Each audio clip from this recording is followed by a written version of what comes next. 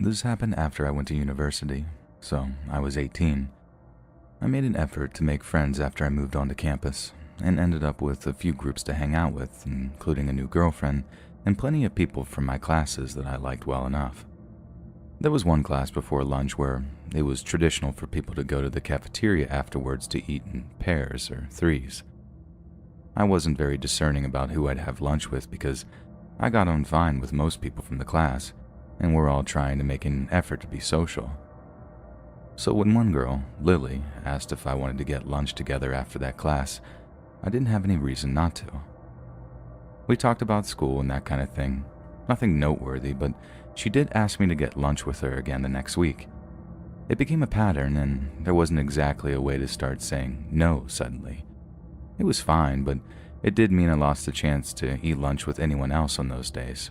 In hindsight, I suppose that was the point. One day in class, I asked someone if I could add them on social media. This happened in front of Lily. I saw her face jerk towards me from a couple of seats over. It was such a sharp reaction that it was hard to ignore, and I still remember it. By the time I got home later that day, Lily had sent me a friend request. No friends in common. Don't know how she knew my last name.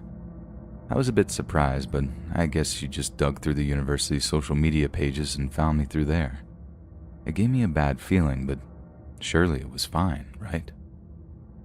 She ended up messaging me a lot and commenting on anything I posted. I told myself that she was just awkward and we became friends, if not close. I'd known worse people. She still always got me to go eat lunch with her after our one shared class. Other than that, we rarely spent time together in person. I saw her around sometimes, but I never went out of my way to hang out with her. So it was mostly online messaging and seeing each other in group settings. Coincidentally, my girlfriend was also named Lily. This was something that clearly bothered Lily, not my girlfriend, who couldn't have found it less interesting. It's a common name. She occasionally hinted that she wanted my girlfriend to pick a different name, or joked about her not suiting it. She clearly didn't like my girlfriend at all, and I had an idea of why. It was hard to ignore by this point. Lily was starting to unsubtly hint that she had a crush on me. I tried not to address it because what was I gonna say? I'd never known what to do when a friend makes a pass on me. I was also not interested in the least. Even ignoring the weird stuff she pulled, Lily was not my type at all. She tended to dress and act in a way somewhere between a 50s housewife and one of those adults who is still obsessed with Disney princesses, if you can picture that. Things took an uncomfortable turn on the day of our last shared class of the year. Instead of asking me to lunch like she usually did, Lily asked if I'd go for a walk with her. Again, I didn't exactly know how to refuse, so I said all right. Our campus was bordered by a large patch of woodland. Lily led me into the woods, and the sounds of our fellow students slowly faded away. She sat down on a log and I joined her. She started talking about how she was going to miss me over the summer. I tried placating her, but I didn't want to be there, especially because she seemed almost on the verge of tears. I think I tried to make an excuse about having plans with my girlfriend, but before I could leave, Lily chose to kiss me without warning. It was uncomfortable to say the least. I got out of there and was happy to think I wouldn't see her for a while. I came back to university after the summer, moving into a house with my friends. Without going off topic, there were some serious issues in my friend group, a lot of petty arguing and worse. I broke up with my girlfriend around the start of that school year as well, and basically the whole mess made me recontextualize things with Lily because it suddenly didn't seem as bad. That said, I didn't want to be alone with her. We mostly talked online. She was still constantly messaging me after all. One upside of everything was that I started dating a boy. Lily was not pleased to hear that news. I think she hoped to sneak in after I broke up with my girlfriend, but as I said before, that was never going to happen. There wasn't a big gap between my break and this new relationship, so she must have thought she missed her chance to be with me. And this is where the story gets bad. At this time, I was fairly active on Tumblr. I occasionally talked about my life and mostly reblogged photos and stuff. I was there one day when something odd happened. One of the blogs I followed had received an ask with some phrases I recognized.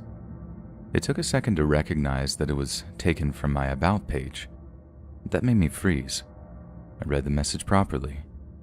Someone was asking this completely random person to analyze a section of text from my page, asking for their opinion on the type of person who could write it. I cannot stress how messed up it was to see people talking about me like I was a character in a book that they were trying to study. The reply was basically, I don't know, sorry. But the important thing was that the question hadn't been anonymous. It linked to someone's blog. Obviously, I wanted to know who had taken such a bizarre interest in me. As far as I knew, no one in real life other than my boyfriend knew about my page. Well, sorry, no prizes for guessing who was behind it. What I found was like a shrine. She was using a fake name, but I recognized Lily all over that thing. It was this cutesy pink and red page. There were a few posts about her interests, but most of the content was focused on her primary interests, me. Most of the posts were about me. There were accounts of things I'd done recently. He told me about such and such. He went to a nightclub recently, etc., as well as references to things from as far back as I'd known her. It was clear she had been keeping tabs on me both online and off, gathering up every scrap of information she could about my life and hoarding it here in her little collection. She talked about us eating lunch together and how special our dates had been to her, as if it was anything more than acquaintances getting food after class. She talked about the time she had forcibly kissed me in the woods, but she wrote it as if it had been mutual. She quoted some lyrics from my favorite song and talked about how she'd always be there for me, no matter who else came into my life. Lots of references to loving me just the way he is, quote unquote, which answered another mystery about an anonymous love letter I'd received earlier that year with the same wording. But it got worse. There were a lot of posts about my boyfriend as well. These weren't so nice. They got vicious, talking about how he didn't deserve me. He didn't know what he had. If she was with me, she'd be jealous of anyone else who came near me, so my boyfriend not being a jealous person meant he didn't love me. It was angry and hateful. I didn't like to think about the sort of person who could write so obsessively being fixated directly on me.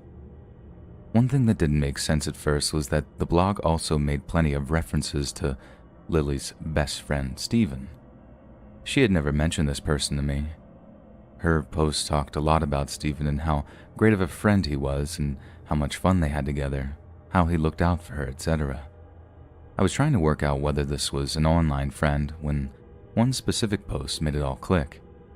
She had posted a photo and a caption in it with, "Steven sent this to me.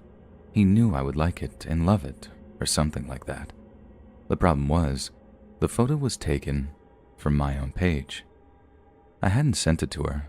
She took it from my page and then claimed this fictional best friend of hers shared it with her because, in her head, she'd split me into two people.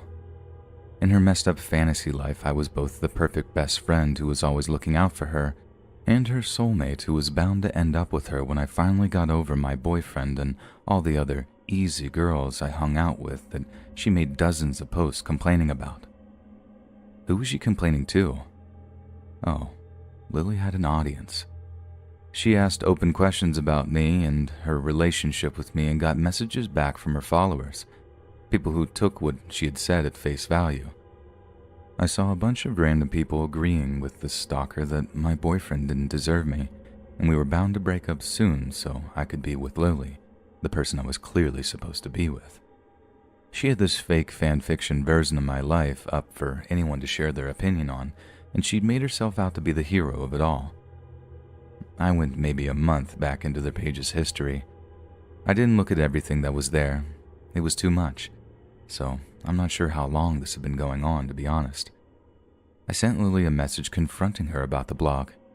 She said nothing, and I cannot stress how weird it was to have found pages and pages dedicated to me, with her talking about how she was in love with me and would make sure we ended up together, slamming my boyfriend and building up a fantasy life with two different versions of me and that she clearly believed to be real, then acting like it all didn't happen. She said nothing. She didn't address it. She just changed the subject even after I pushed, and it was like she hadn't even registered what I said. I've never seen anything else like that. She deleted the page, of course, or at least changed the name and hid it so I never found it again. It wasn't the end, though. I wasn't going to hang out with her anymore, but we were still shoved together in classes, and she had started to actually scare me with what she might do next. I'm kind of a paranoid person. Knowing someone was obsessively keeping track of me for who knows how long freaked me out. The next thing she pulled was trying to seduce my boyfriend. It was an absolutely useless attempt that only made him uncomfortable. He told me about it right away. What was her plan there? Did she hope to tell me he cheated and wait for me to break up with him? Why would I want her after that? When that didn't work out for her, she tried hitting on 3 of my other friends. None of them took the bait. She ended up dating one of my former housemates for a while, but made sure to send me messages while they were together, letting me know she'd rather be with me. No thanks. Lily made sure to stay in my life the whole time I was at university. There was a time when I tried to pull away from her, and she ended up starting rumors about me and damaging a career opportunity I put a lot of work into. I don't know what else she did behind my back, but it made me realize it was safer to let her think that she was a part of my life while ignoring her, rather than doing something that would cause her to get angry. After I graduated, Lily still wanted to spend time together, but I knew I didn't have to now. I made excuses about work and barely talked to her after that point. I almost entirely stopped posting on social media that I knew she knew about. Of course, she didn't give up that easily. She would try to start conversations, ask me to meet up with her, attempts I usually ignored. I didn't like to think that she was still tracking me online, but she probably was. I don't know how, but she'd occasionally reference things I mentioned online somewhere she shouldn't have known about. The last time we had a real conversation, she sent me a message out of nowhere. We hadn't spoken at all in months, and we haven't talked about anything serious in much longer than that.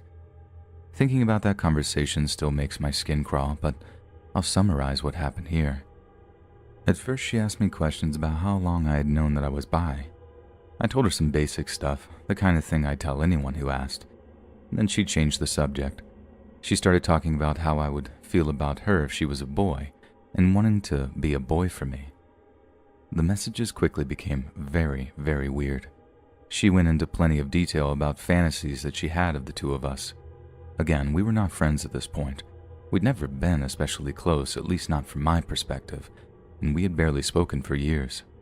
I can't imagine sending messages like that to even a close friend, let alone someone who barely knows you now. I tried telling her not to pull this with me, but she decided to change tactics. She sent photos of herself, followed by a bunch of messages, maybe 4 or 5 a minute, way too fast for me to reply to before the next one arrived, basically quoting back what I'd told her about myself and my past earlier. She was telling me these things as if they had happened to her. She was role-playing as me. The worst part was that she seemed to believe it was real, that those things actually happened to her, even when she was quoting me word for word. Things I told her only hours before were now her life. It was like she was trying to absorb my history, to take it over, to make my life part of her. Yeah, I didn't talk to her again after that. I ignored future attempts she made to contact me, and I eventually silently deleted her from the inactive social media, which was her only way of contacting me. I really thought she might finally move on. A few days ago, she sent me a friend request. It's sitting there unanswered because I know if I delete it, she'll only send another one. Lily and I met nearly 12 years ago. The story is just the highlights, and even then, it's only the stuff I know about for sure. A lot happened behind my back. I know it did.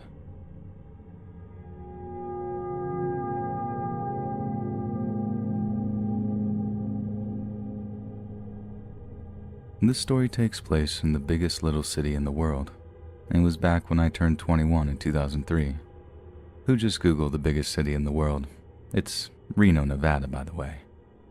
It was 2 weeks after my 21st birthday in September, and the night was a little cooler than those hot summer nights, but still good enough to be roaming around downtown into all the casinos and bars. It was me and my homegirl Jen. Yes, we'll use her real name. She also loves and follows Let's Read. and we're out and about on Saturday trying to get a good buzz on before we hit the club. Normally, we would park in a parking garage, have a few drinks, then walk to the club. This time, we wanted to explore more of downtown's other places.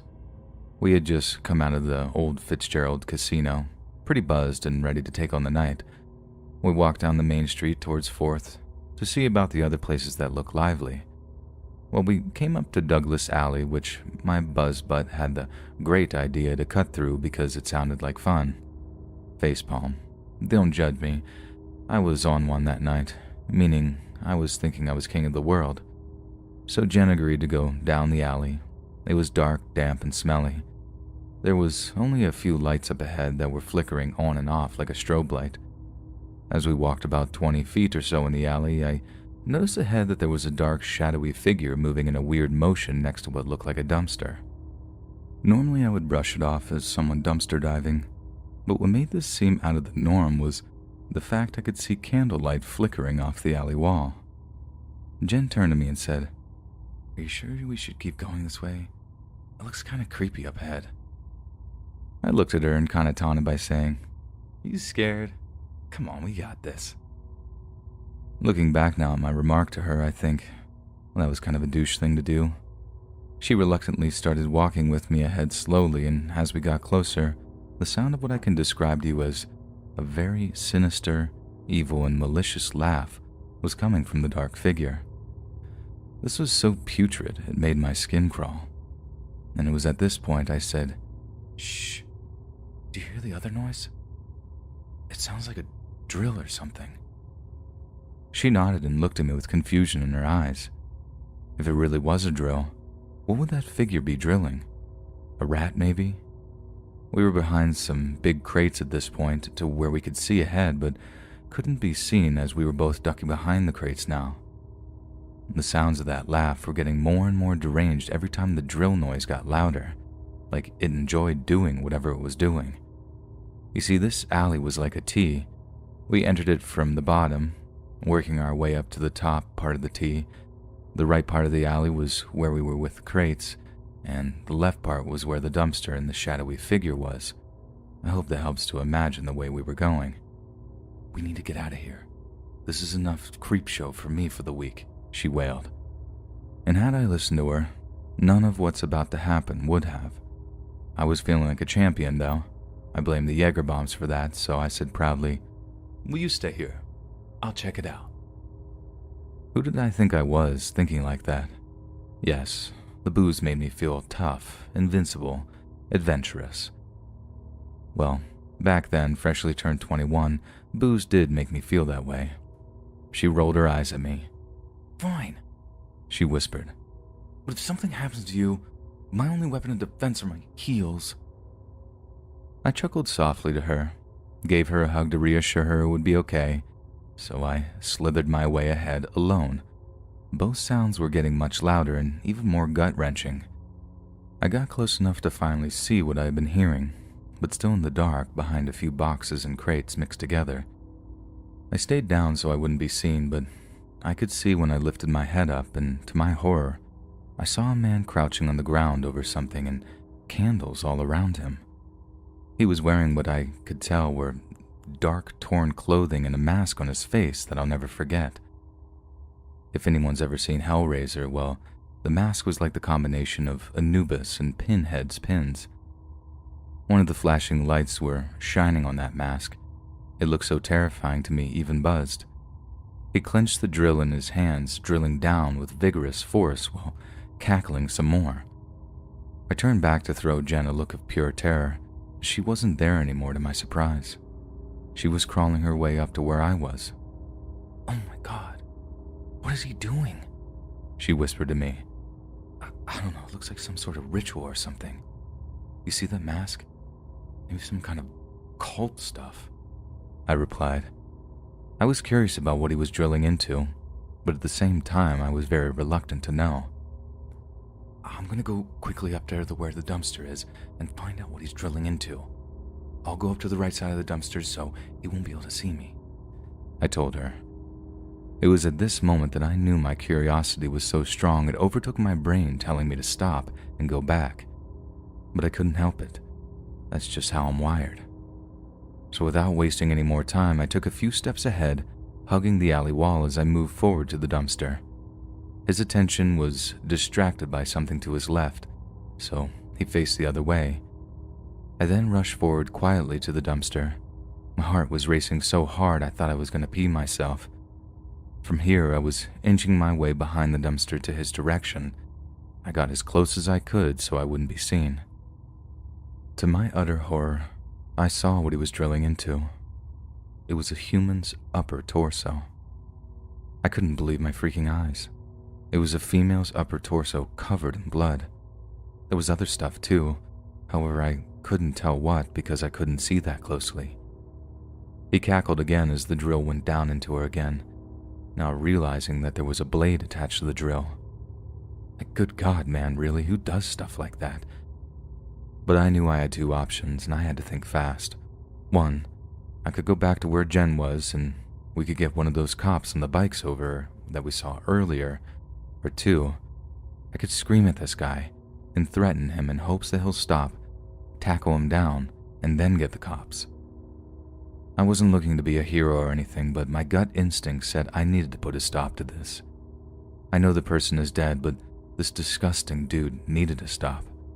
Whoever that is deserves better than this, and I didn't care who you are.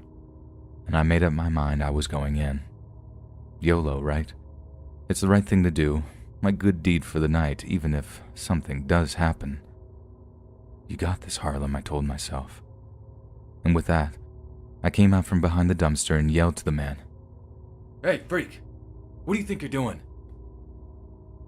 The man arose from kneeling slowly to standing and snapped his head over to my direction, looking right at me, his eyes glowing from the mask and the flashing broken light above him, which he raised the drill into the air and pointing it at me as if it were a gun. His clothes were dark, stained with blood and holes and rips in them. It looked like he was walking right out of Tales from the Crypt. I can't let you leave, man.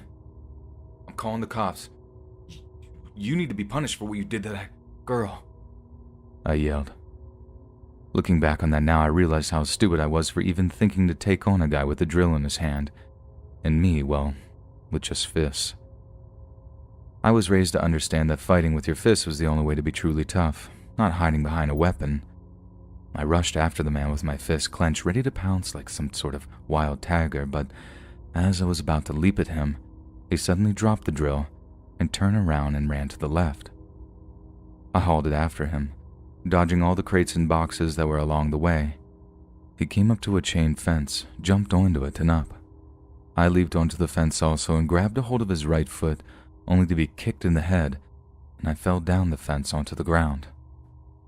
I then heard a loud cry of pain that sounded so deep it echoed down the whole alleyway.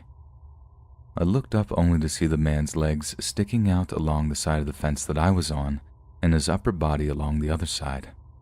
I felt wet droplets hit me as if it were raining, realizing very quick it wasn't rain. Harlem, what the? Are you okay? Are you hurt? Jen came yelling.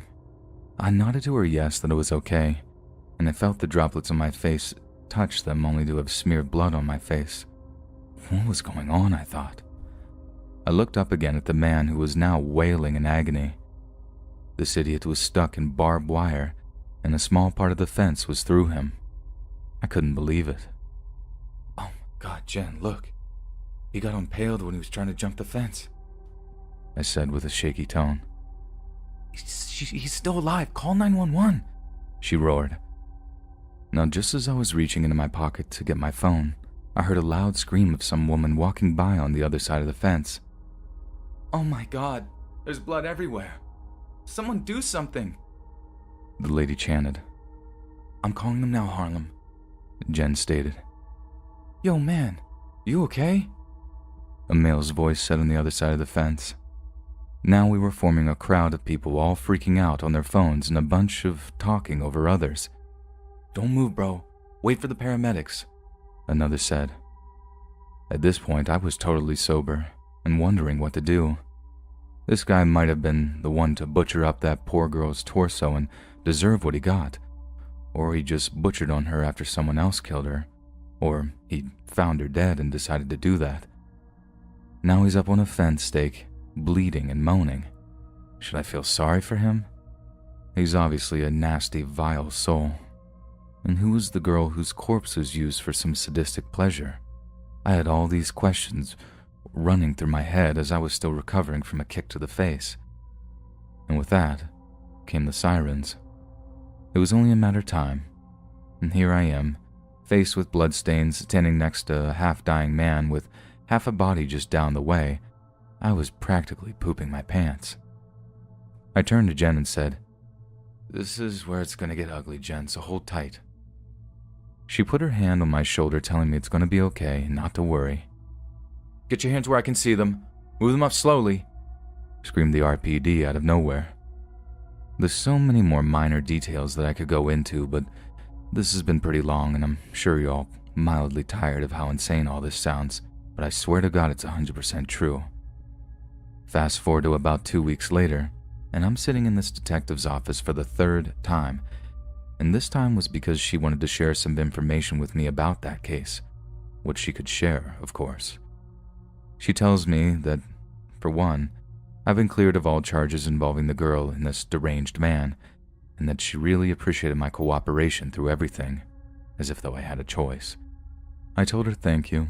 I could maybe start getting some sleep now and not having this hanging over my head. 2 weeks of waiting to hear if I was implicated in this was torturous on my mental state. She explained to me that they were looking into a different individual for the murder of, who I'm going to call Hope. Yes, the psychopath man survived the impaling but with major injuries and claimed that he wasn't the one to have killed this girl Hope. He said it was his friend, only to have cut her already dead body up as a form of some sort of sadistic sacrifice for purification or some insanity. Honestly, who even knows if that's true, or if he just said that as a cop-out? I have my own opinions about those kinds of things. I know there are some sick freaks in this world, and I don't doubt things humans do to others, but this was beyond brutal. If that is the case, that explains the candles we saw around the body, and come to learn that there was a pentagram under her body as well. They were charging him with desecration of a human corpse along with some drug charges. Apparently he was high on something when it all happened, but is trying to use this as his defense to label him as mentally ill. Good luck there, buddy. I was also told that he was paralyzed in some areas and could no longer move his right arm. As for the girl Hope, turns out she was a cocktail server in one of the casinos that was located only 2 blocks away from where her body was found. She had left work 3 hours prior, only to end up dead with some guy that she had been serving drinks to. No one knows who it was, only the description of the guy on surveillance. Weird. It was confirmed by the detectives that it wasn't the friend of the deranged dude. Her name tag was found attached to part of her uniform that was found in another dumpster in the adjacent alley. Her real name will always be kept secret. As for the rest of her, sadly, there were no parts of her anywhere to be found in the area even after having the dogs try to sniff more of her out. They scouted for a few nights, only to come up with nothing other than half her uniform, upper torso, and apparently a pair of ruby red heels that one of her friends at work told the detectives she was wearing that night. I don't know about the rest of her. I was only told either what the detectives only knew, or only what she wanted to share, which wasn't much. There was nothing in the papers about her either, or rather, very little information, as the news only reported her as being a Jane Doe. My only thought process is that maybe she was some sort of undocumented from across the border, and just found a job here and ended up how she did. It made me sad then, and sad even now writing this, that for me, 19 years later, there's still no justice for Hope. No more of her was found, no purse, no ID. Who knows even about her family or if she even had one? Maybe kids, maybe not. I hate all of these questions in my head. The case was never solved for all I know, and it still remains a mystery in my mind. Every year around my birthday, I always light a candle for her to hopefully bring her killer to justice and give her peace so her soul can finally rest. And as for the deranged piece of garbage, It turns out he didn't make it in prison. Apparently, he was shivved by someone for drug-related reasons, stabbed multiple times till he bled and died. And I have to say, it's not a loss in my mind. I know he was someone's kid at one point and a human being too, but there's some kind of relief knowing he's down for the count. Sorry if that makes me sound cruel. I promise I'm not. But I just have my own description on what justice means to me. And for whoever really killed Hope, karma will come for you. It'll come for you, chew you up, and spit you out if it hasn't already. I just pray that Hope and her family, whoever they might be, get the peace they so greatly deserve.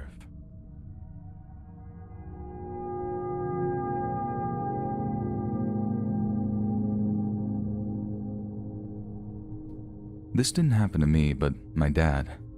When my parents were still married, my dad would leave Thanksgiving night to go to the Poconos for deer hunting. This was out here in Pennsylvania. Him and his friends went for a few years, but after this year, things changed. My dad and his friends were on their way there on what I think was I-95. Little did they know, they were coming upon a gruesome scene that they would hope to never encounter again. As they made their way down the highway, there was a car accident that had just occurred.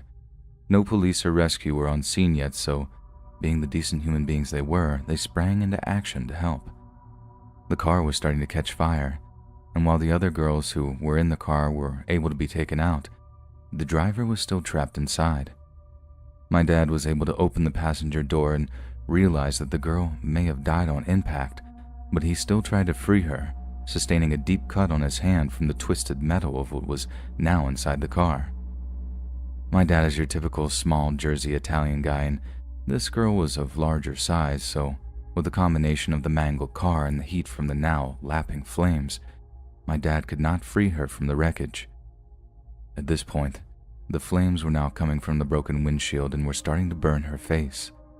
My dad tried to shield her face from the flames, but it was pointless.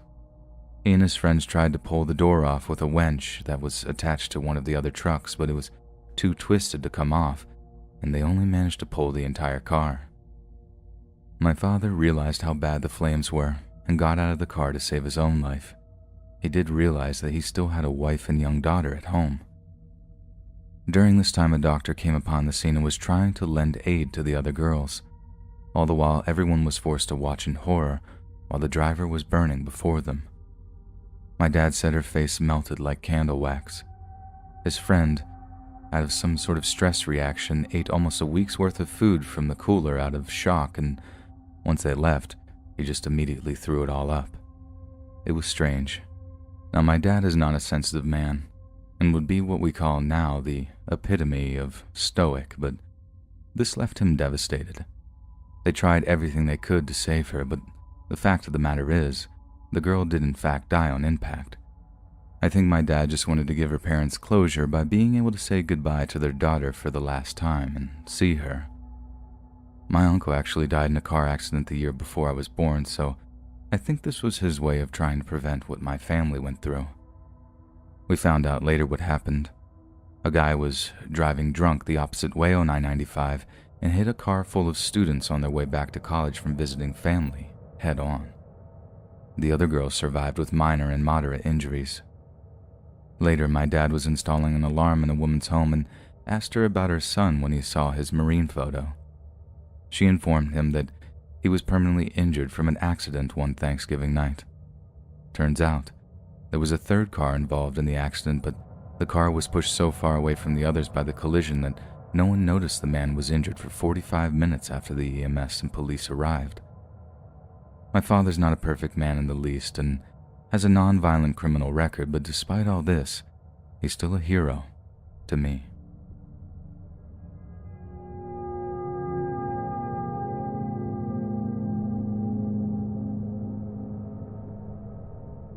I live in a small town in Canada.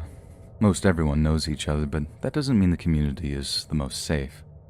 There are tons of addicts and alcoholics roaming the streets, and if you don't live on one of the safer parts of town, there's a good chance you could be robbed or worse. A kid a few years back had his pot laced and died of an overdose within 20 minutes, so Not the best place to live, I suppose. When I was in 8th grade, I was a pretty lonely kid, and I only had 2 friends that I spent 24/7 with. And with these dear friends of mine, we decided to have a sleepover that we would go get slushies at 10 p.m. on a winter night. Not our smartest decision, but we were dumb 13-year-olds who wanted an adventure. The shop that sold slushies was no more than a 15-minute walk across a football field behind our school, so we figured we'd be fine. But boy, were we wrong. As we were walking towards the football field, there's a hill that you have to walk over to get to it. So, there we were, walking, about to get to the field when we spot a guy, maybe high schooler age, with a bag that had a blueberry design all over it. He seemed lost, but we just kind of smiled and continued walking. He stared at us as we walked along, but we didn't think much of it. We were used to creeps staring, as we all dressed very alternative and had pretty bright-colored hair as well. But as we kept walking and were just a few feet into the football field, he started following us. Again, we didn't think much of it. Small town. The spot was where people usually went, as it was smack center of town and people had fun back there all the time, so we continued on. Halfway through, the dude walking across the football field had just stopped and kept staring at us. At this point, we were kind of freaked out, but still trying to keep things lighthearted. So I take out my phone and start recording with the flash on, as it was incredibly dark outside, and we're just joking around as I'm recording when suddenly my friend, Clara, looks behind us and whispers, "Oh my God, he's following us again." My other friend, Caitlin, looks in the same direction and looks horrified as he was walking through the snow, bag still in hand, and smiling at us. At this point, we were just trying to look casual and not panic, as we knew that it would give away that we knew that he was following us. It had probably changed from a follow to a full-out chase, if you catch my drift. And this goes on for a while as we're trying to get to the shop for our slushies. The dude would follow us for a while, stop to not look suspicious, wait about 3 seconds and start following us again. We were all terrified. 3 middle school kids, the biggest of us being only 5'7" and in the middle of a sketchy town at 10 p.m. I was so sure I was never going to see the light of day again. Once we eventually arrive at the stupid shops, one of my classmates, Cindy, was in there in her friend's car, intoxicated with some sort of substance, and wasn't sure what exactly. When I told her the situation and begged for a ride back to our friend's place, she basically said, "Lol, don't get kidnapped."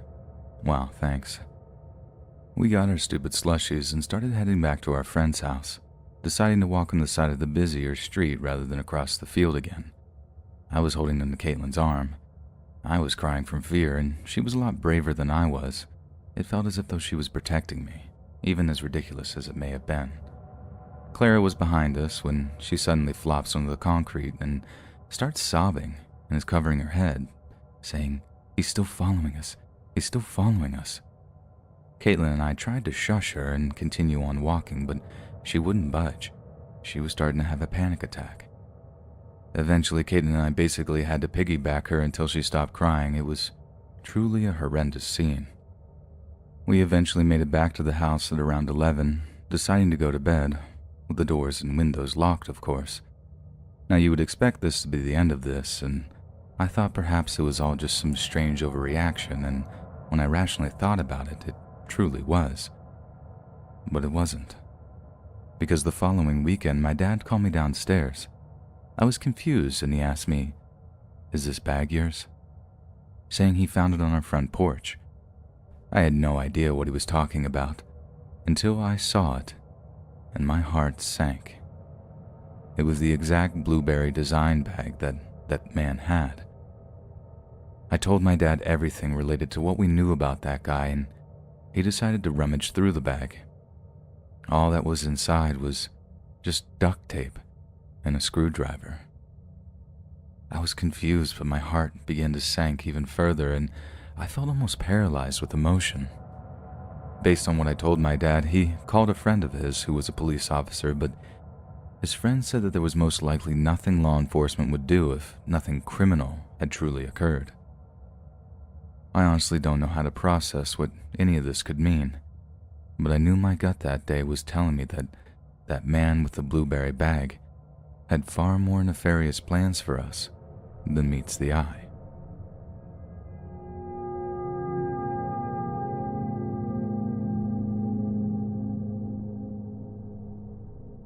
I lived in a dorm converted from a hotel.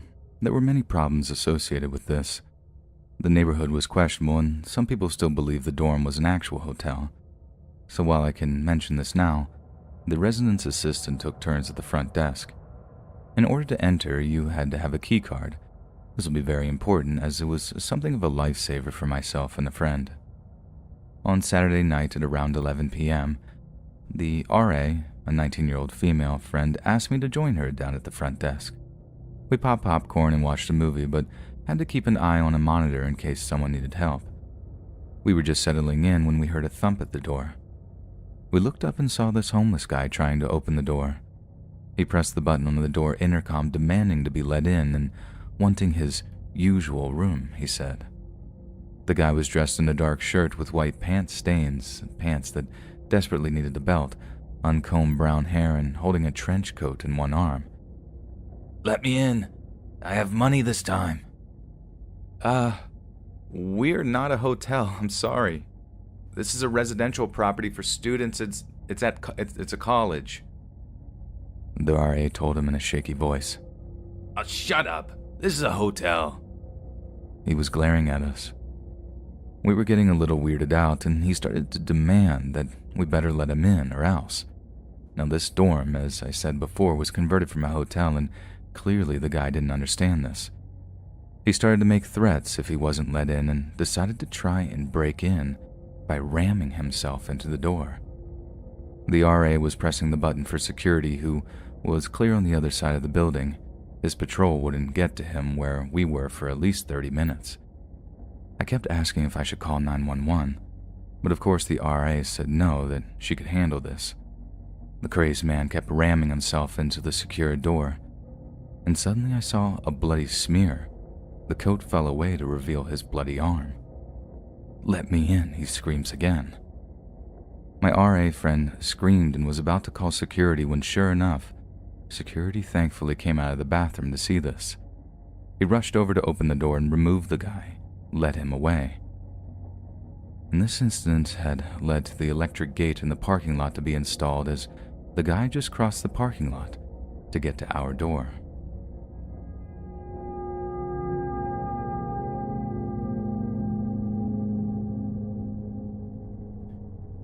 So I'm from Hawaii, and this day took place on the night of Veterans Day.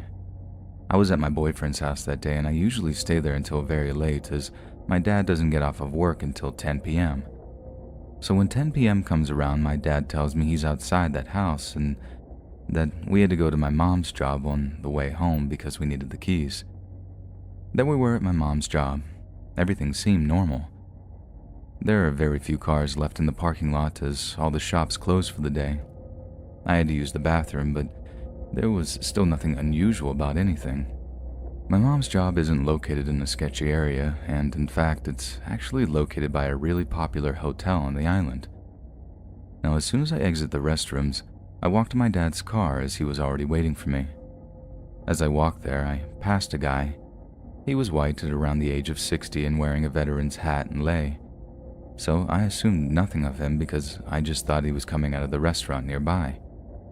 As my dad and I exit the parking lot, I noticed the man starts backing up the same time we did. I thought it was odd and didn't say anything to my dad until we got to the part where the road divides into two different roads as it's going to different cities. I told my dad that I thought the car was following us, and he just brushed it off as he was probably just going to the same area as we were. I didn't say anything else and just kept watching the car as we made the turn.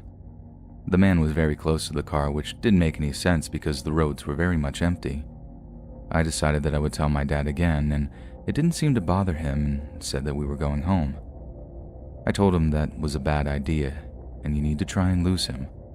I've listened to so many scary stories about people being followed, and I honestly wasn't going to take any chances. My dad kept an eye on the car, and I told him to go straight ahead instead of turning onto our road. At this point, all we've been doing is going straight. We haven't made any turns or even tried to lose him. My dad thought it was a good idea to go through a dark, unlit back road to see if we could lose the guy. And guess what? The man followed us the whole way and even past our house trying to get away from him. My dad and I were already arguing because I told him he wasn't listening to me and that we were being followed. I was really frustrated at this time because all I wanted to do was go home and sleep. We got stopped at a red light and I tried to get an idea or some sort of indicators from the man's front plate, but it was really hard to read because he kept getting closer to the car. I asked my dad if he could see them, but he couldn't see them either. And you're probably wondering why we haven't called the cops yet, and I honestly didn't even think about calling them because the first thing that you want to do is get away, and calling the cops wasn't the priority. It's already around 11 p.m. and this man had been following us for almost over an hour. We went from Waianae to Kapolei to Eva Beach and back to Kapolei, finding places to lose this guy, but every time my dad sped up, he would speed up to keep the space between the cars very small. We even went as far as to going close to where my dad picked me up earlier. It just seemed like nothing would work. My dad and I were still arguing about losing him and that he needed to start making random turns. My dad is really stubborn and didn't want to listen to me. I get that it could be stressful from these types of situations, but I was trying to help with everything I learned from hearing similar stories. We entered another city, but we were 10 minutes away from the police station, and that's when we decided that it was best to call 911. As I made the phone call, this guy speeds in front of us, and my dad was able to get the guy's license plate, and I told the operator everything that happened from the beginning until now. I told her that we were near the police station, and she told us that there would be 2 officers waiting for our arrival. This man is still following us, even to the police station, and we didn't see the officers that were waiting outside, but we did see other officers just getting out of their car. My dad quickly got out and told them that the man was still following us. Keep in mind, my dad parks, and this man actually pulls up and parks next to us after all this time, after chasing us through 3 different cities. The police officers went over and did their whole procedure. My dad filed a police report as it was considered stalking. I don't think the guy even knew what he was doing because they asked him why he followed us, but he didn't give an answer. After the whole ordeal, they arrested him and told my dad that he could possibly have some mental issues and will be sent to the hospital for further investigation, and someone will be in contact. After that was done, we left, and we already had to go back to pick up my mom. Until this day, no one has ever contacted my dad about this situation, and he gets really paranoid like me when the same car starts to follow us for a while. I told him that if it ever happens again, to listen to me. I'm glad we made it safe through, and you never really think that it would happen to you until it does, and it's terrifying.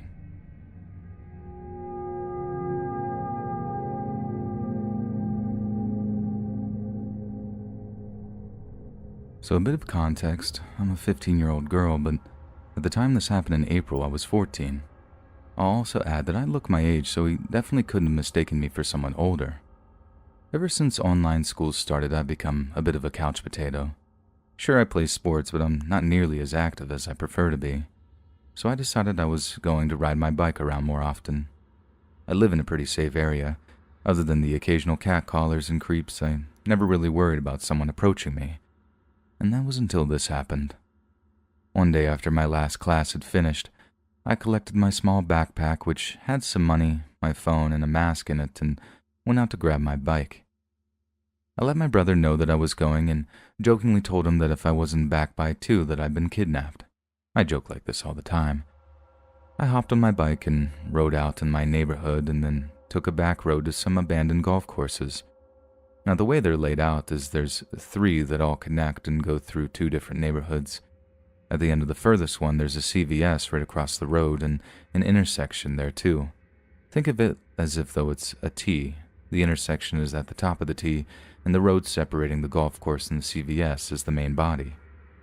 So after I finished biking the last course and reached the incline where I would ride down to the sidewalk to that road that I had mentioned, I stopped to check my phone, and that's when I heard someone calling over to me. Hey, Maddie. I looked up because that's just what I do whenever I hear something. Now, my name isn't Maddie, nor is it close to it, but there was no one else around. The guy calling out was on a bike, and he was on the sidewalk around 10 feet away down the incline. I couldn't get a good look at his face because he had a baseball cap on and sunglasses, but from what I could see, he looked to be about in his mid-20s. He was comparatively tall. I'm only about 5'5". He was wearing sunglasses and a baseball cap, and this didn't strike me as weird because it was pretty hot out, but it was pretty weird that he'd biked over just to talk to me. He kept calling me Maddie, though. Now, it should have been a red flag that a man who looked to be in his mid-20s was talking to a 14-year-old girl as if she were some sort of old-time friend, but I kind of smiled awkwardly and told him that my name wasn't Maddie. He asked what it was, and like the dense rock that I am, I told him. He was just like, "Oh, really? Can you come here? I can't really see you from up there." Mind you, I couldn't have been more than 10 feet away, and I could see him fine. He seemed to be able to spot me fine from over 20 feet just moments ago. I declined and said I didn't want to crowd him because of the whole global pandemic thing, but he kept insisting that I just come down so he could get a better look at me.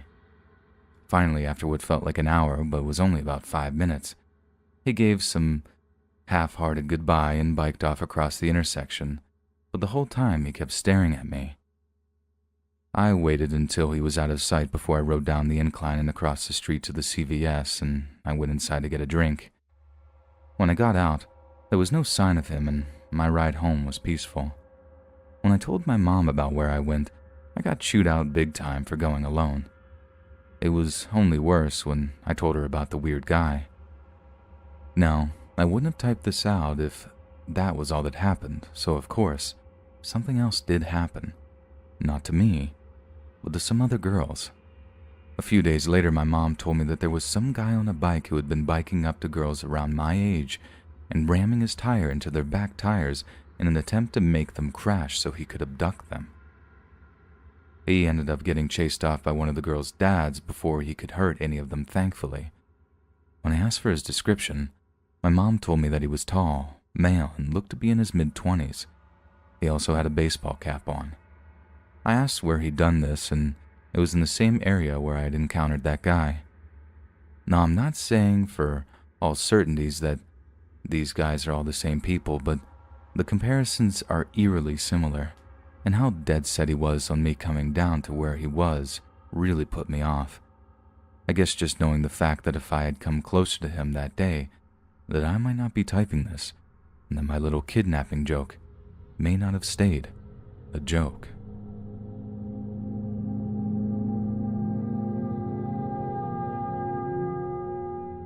What do you do if the only thing standing between you and a hulking monster is a flimsy piece of plywood? How about if you're confronted by an eldritch horror on your way home on a rainy night? Oh yeah, and also, you're 10 years old in both these scenarios. Listen to these stories and find out. Dear Mr. X, my name is Brian. Something strange and terrifying happened to my younger sister and I on an old logging trail in Oregon. I grew up in a very odd family, to put it politely. We've always been very poor, and my mother's relationship with her husband has been rocky at best. They've been separated on and off many times throughout the years. Exactly when I came into the picture is a matter of debate, and as a result, I happen to be what they call a bastard. My siblings and I have been getting bounced back and forth between one parent's custody and the other for about as long as any of us can remember. Despite the fact that my mother loved us to death, she had a hard time keeping herself out of jail, which ended up with us kids being shipped back to Dad. My dad, as you'll soon see, is a self-proclaimed hobo/nomad. We spent many of our youthful years living with him, traveling up and down the state of Oregon, hitchhiking from place to place. Eventually, my dad somehow came into possession of an old beat-up car that served as our home. 4 kids and 1 man living in a crappy sedan.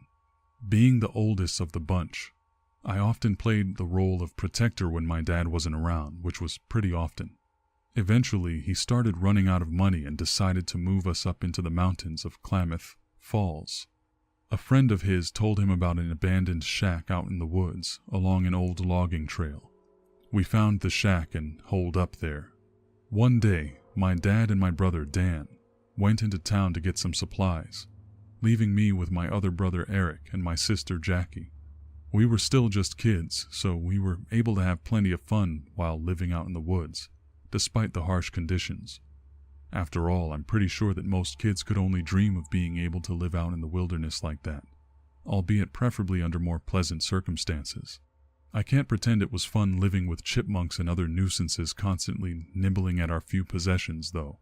It's important to note that we were in a dangerously shoddy wooden shack with paper-thin walls. It was probably about the size of a very small bedroom. It was really only worth living there because it was roomier than the car and had a decent roof on it. The door was nothing but a single piece of warped plywood. After my dad left us alone, Eric and I sat on the couch that was against the back wall of the shack, reading old magazines while Jackie played with a couple of dolls on the floor.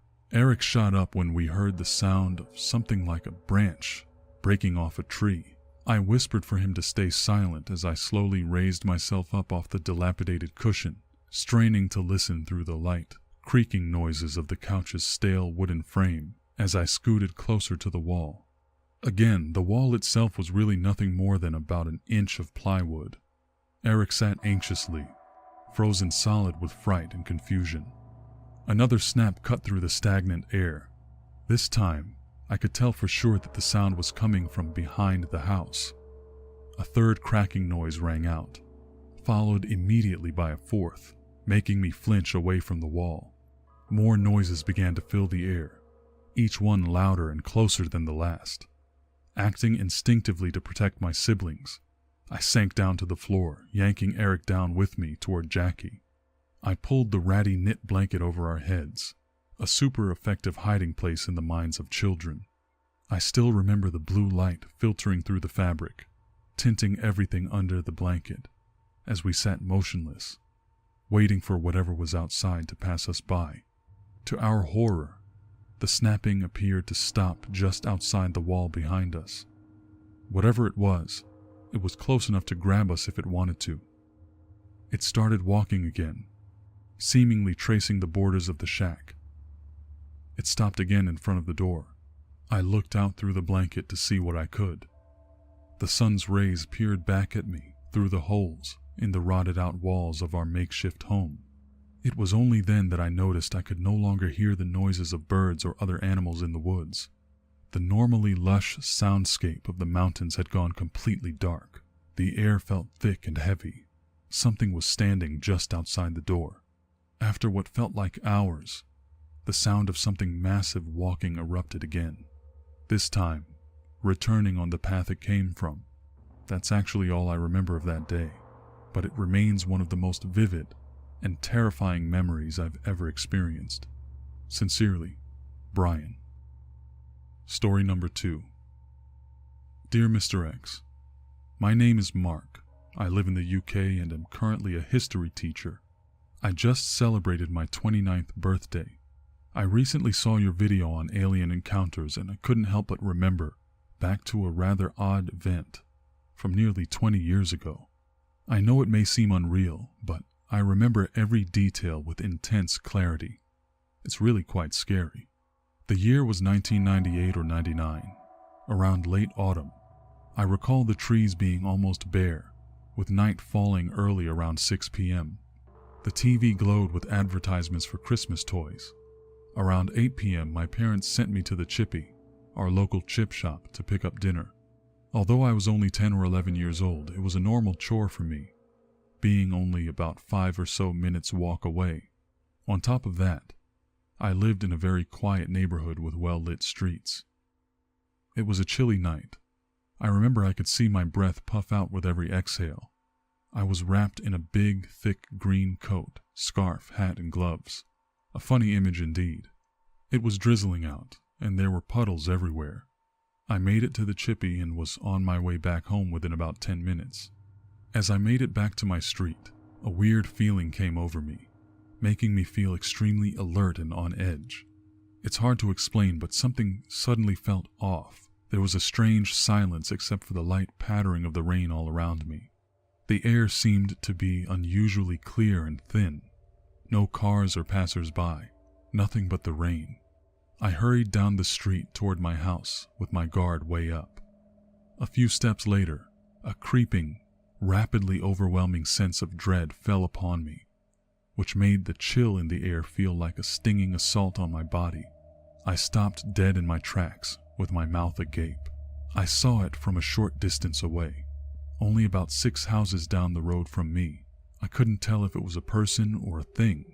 It was definitely shaped vaguely like a human, but gray, slippery looking, tall and sexless with a muscular build, a large oblong head and arms noticeably longer than its legs. It turned the corner at the end of my street and was in a full sprint, running directly at me. It was as if I knew it was there before it was even in my line of sight, and suddenly it burst into view, charging at me with terrifying speed. I was frozen with fear as I gazed upon this otherworldly creature with a barely conscious curiosity. My heart was pounding against my ribcage faster than I had ever felt it before. My mind was almost completely blank. All I could see or hear was the splashing of puddles as the unearthly creature hurled itself towards me until it was within arm's reach. The last thing I remember was staring into its emotionless face. Its large, soulless eyes weren't visible to me until it was too late. I could feel the seething, malicious intent of it as it came to me. It made almost no sound other than the puddles. Somehow my memory goes black after that moment. I woke up the next morning and my dad told me that I didn't get home until after 9 p.m., which I was unfortunately bullocked for. I acknowledge that it could have all been a dream, but I remember it so well. I normally try to explain away things of this nature, but it's one of the earlier, more pure memories that I have. I was only about 10 or so years old. Well, my friend, Mr. X, I'm now creeped out by my own story and about to go to bed. Totally worth it, though. Thank you again for taking an interest and listening to my story. Best regards, Mark. Hey friends, thanks for listening. Click that notification bell to be alerted of all future narrations. I release new videos every Monday, Wednesday, and Friday at 7 p.m., even though I know today was late, but had a rough night last night. And if you got a story, be sure to submit them to my subreddit, r/Let'sReadOfficial, and maybe even hear your story featured on the next video. And if you want to support me even more, grab early access to all future narrations for just $1 a month on Patreon, and maybe even pick up some Let's Read merch on Spreadshirt. And check out the Let's Read podcast, where you can hear all of these stories in long compilation form and save huge on data, located anywhere you listen to podcasts. All the links are down in the bio. Thanks so much, friends, and I'll see you again soon.